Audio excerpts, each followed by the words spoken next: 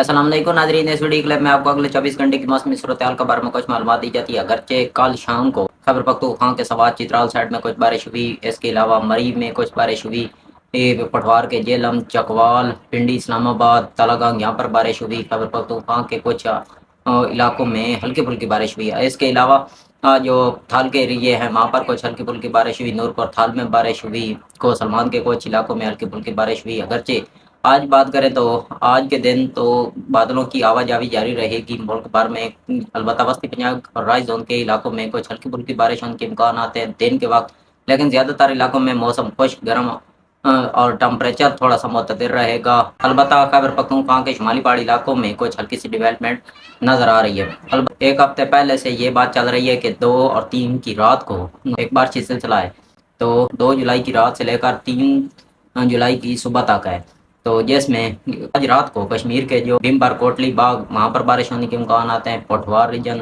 Hazara region میں بارش ہونے کے امکانات ہیں، اور خیبر پختونخوا کے تقریباً زیادہ تر علاقوں میں یعنی 60 سے 70% علاقوں میں آج رات کو بارش ہونے کے امکانات نظر آ رہے ہیں۔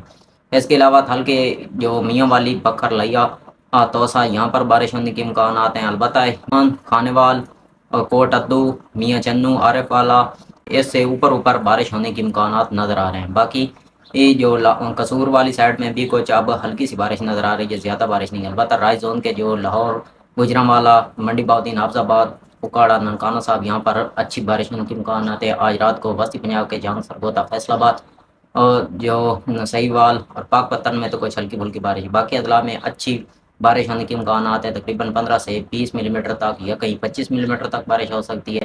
البتہ یہ جو مونسون ہے، یہ مونسون کم اور پری مونسون زیادہ لگ رہا ہے، کیونکہ یہ پیش گوئی کے برعکس ثابت ہو رہا ہے۔